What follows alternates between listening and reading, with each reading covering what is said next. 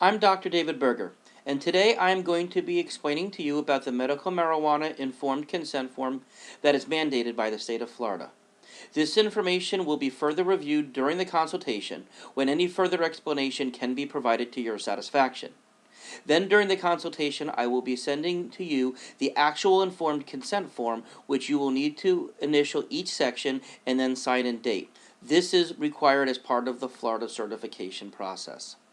The state of Florida requires me to obtain a voluntary informed written consent for medical marijuana patients every time that I issue a certification for the patient.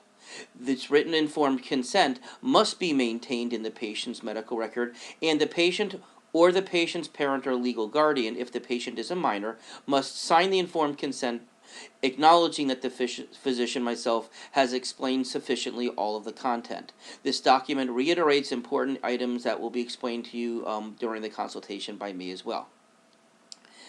So a qualified a physician, is not allowed to delegate the responsibility of obtaining informed consent to another person, and that the qualified patient must initial every single section of the informed consent form once they receive it to indicate that the physician has explained fully all of the information, and then along with the qualified physician, the patient or guardian must sign and date the form.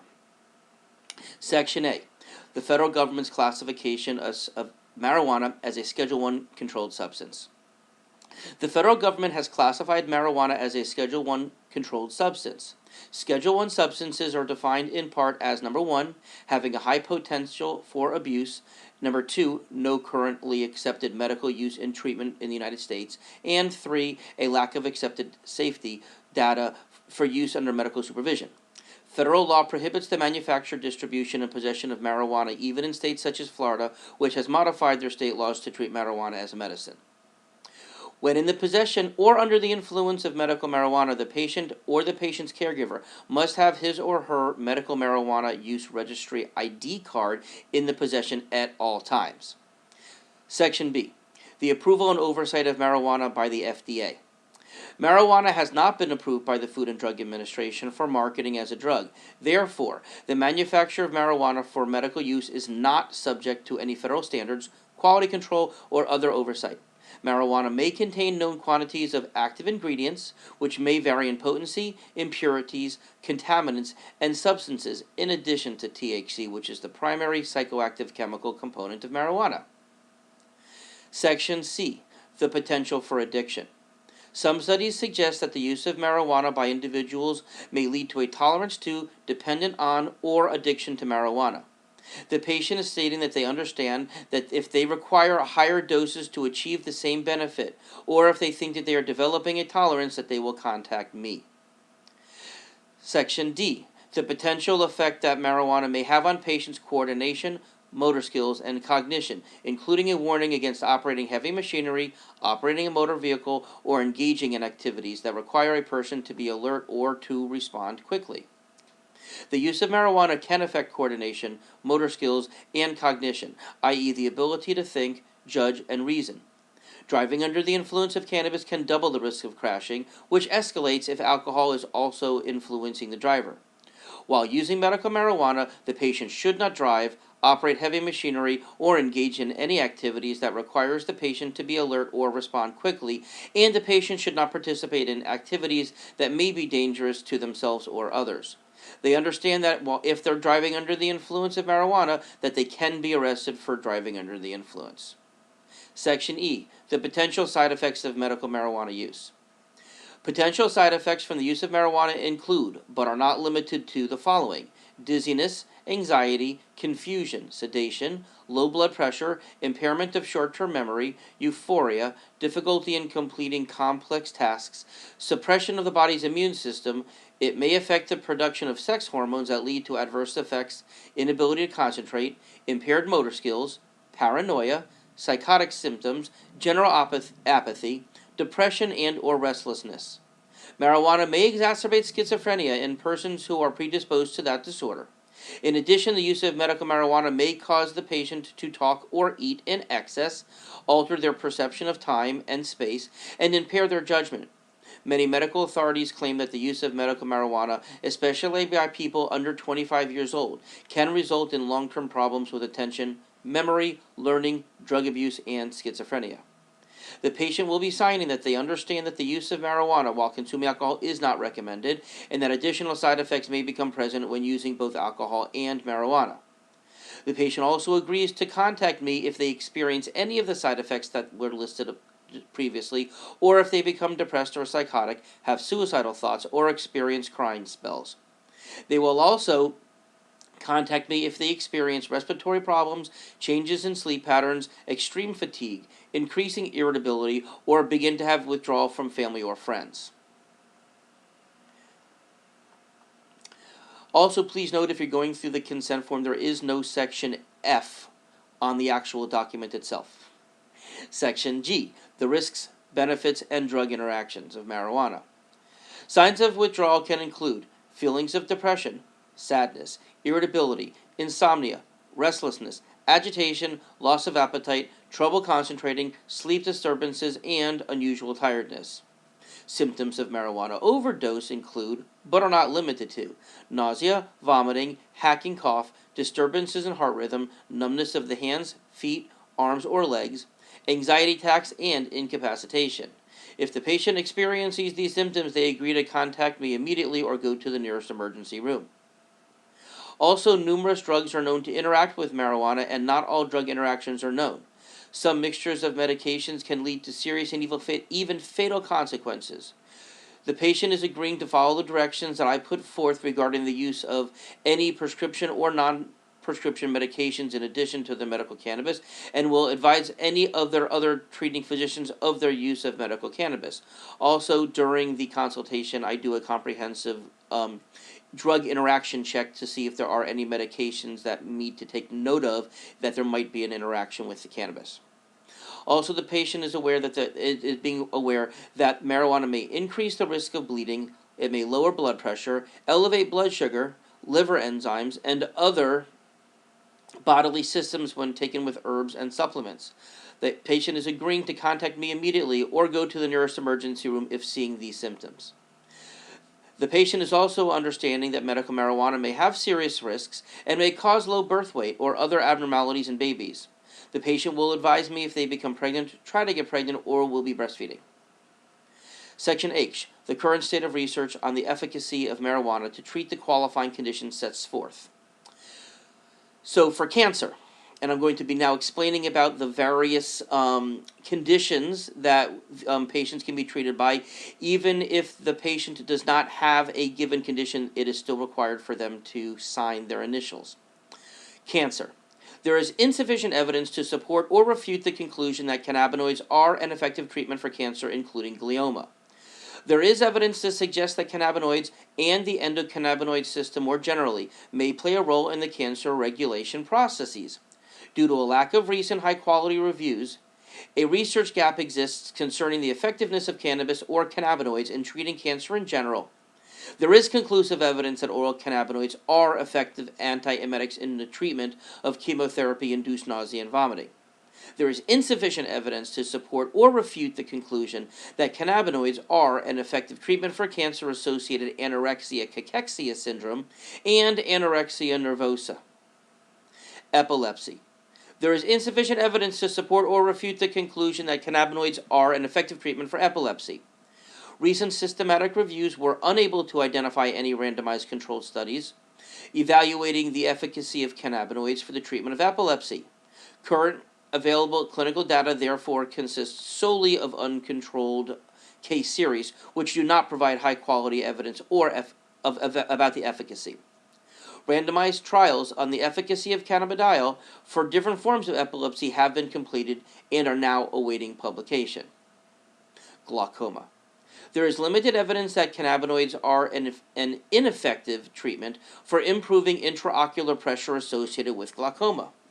Lower intraocular pressure is a key target for glaucoma treatments.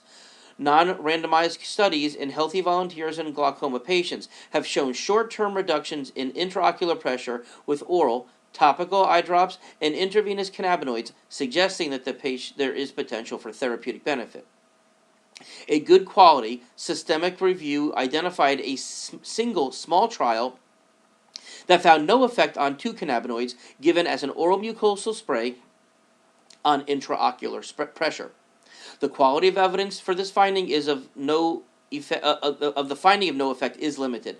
However, to be effective, treatments targeting lower intraocular pressure must provide continual rather than transient reductions in the intraocular pressure. To date, those studies showing positive effects have shown only short-term benefits on intraocular pressure on the order of hours, suggesting a limited potential for cannabinoids in treating of glaucoma. Positive status for human immunodeficiency virus, or HIV.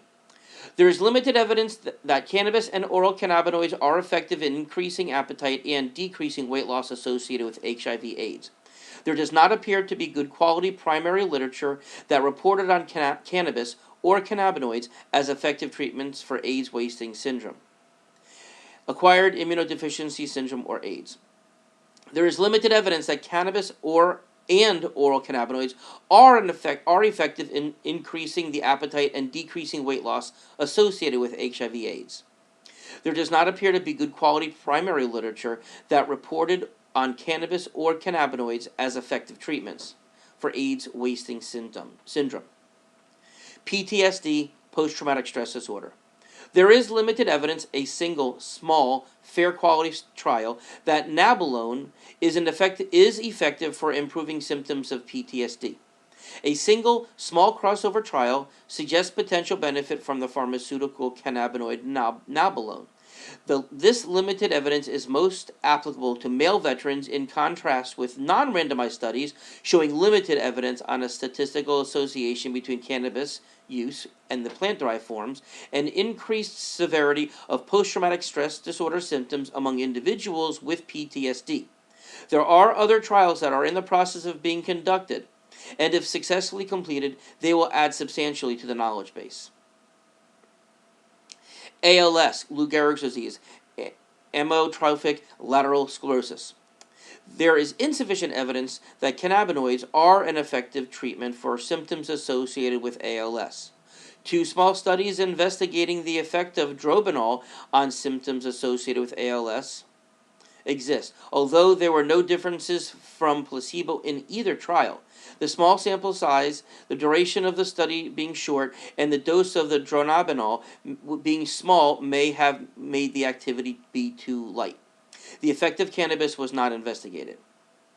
Crohn's disease. There is insufficient evidence to support or refute the conclusion that drobenol is an effective treatment for the symptoms of irritable bowel syndrome. Some studies suggest that marijuana in the form of cannabidiol, CBD, may be beneficial in the treatment of inflammatory bowel diseases, including Crohn's disease. Parkinson's disease. There is insufficient evidence that cannabinoids are an effective treatment for the motor system symptoms associated with Parkinson's disease or the levodopa-induced dyskinesia. Evidence suggests that the endocannabinoid system plays a meaningful role in certain neurodegenerative processes. Thus, it may be useful to determine the efficacy of cannabinoids in treating the symptoms of neurodegenerative diseases. Small trials of oral cannabinoid preparations have demonstrated there's no benefit compared to a placebo in ameliorating the side effects of Parkinson's disease. A 7-patient trial of nabilone suggested that it improved the dyskinesia associated with levodopa therapy, but the sample size limits the interpretation of the data. An observational study demonstrated improved outcomes, but the lack of a control group in the small sample size were limitations. Multiple sclerosis. There is substantial evidence that oral cannabinoids are an effective treatment for improving patient-reported multiple sclerosis spasticity symptoms, but limited evidence for an effect on clinician-measured spasticity. Based on evidence from randomized controlled trials, including in systematic reviews, an oral cannabis extract, nabiximols, and orally administered THC are probably effective for reducing patient-reported spasticity in patients with MS. The effects appear to be modest. These agents have not consistently demonstrated a benefit or clinical or clinician-measured spasticity indices. medical conditions of the same kind or class or as comparable to one of the previously mentioned qualified medical conditions. The qualified physician will be providing the patient, I will be providing the patient, or the caregiver, a summary on the research that's been done on the effectiveness of marijuana to treat the patient's particular medical condition. That will be put onto the informed consent form as Addendum A and also part of the patient's note. If that's not the case, then the addendum will be left blank on the form that you will have to sign, but either way, you do have to initial it. Terminal conditions diagnosed by a physician other than the qualified physician issuing the physician certification. The qualifying physician will be providing the patient or the caregiver a summary of the current research on the efficacy of marijuana to treat the patient's terminal condition. That information will also be put into Addendum B on the informed consent form, and that too needs to be signed and initialed even if there's no information there according to the state. Chronic non-malignant pain. There is substantial evidence that cannabis is an effective treatment for chronic pain in adults. The majority of studies on pain evaluated nabiximols outside the United States. Only a handful of studies have evaluated the use of cannabis in the United States, and all of them evaluated cannabis in flower form provided by the NIH. In contrast, many of the cannabis products that are sold in state-regulated markets bear little resemblance to the products that are available for research at the federal level. Pain patients also use topical forms. While the use of cannabis for the treatment of pain is supported by well-controlled clinical studies, very little is known about the efficacy, dose, routes of administration, or side effects of commonly used and commercially available cannabis products in the United States. Section I. That the patient's de-identified health information contained in the physician's certification and medical marijuana use registry may be used for research purposes. The patient will sign that they have had the opportunity to discuss these matters with me and to ask any questions regarding anything that they may not understand or that they believe needs to be clarified. They will acknowledge that I have informed them of the natures of the recommended treatment, included but not limited to any recommendation regarding medical marijuana. I will also inform you of the risks, complications, and expected benefits of any recommended treatment, including its likelihood of success or failure. You will also acknowledge that I have informed you of any alternatives to the recommended treatments, including the alternative of no treatment at all, as well as the risks and the benefits. I hope that after watching this video and reviewing the PDF that also contains an explanation of this information, that you have a full understanding of the risks, benefits, and alternatives for the use of medical cannabis, and that you can provide the signed informed consent form. Thank you for watching this video, and have a great day.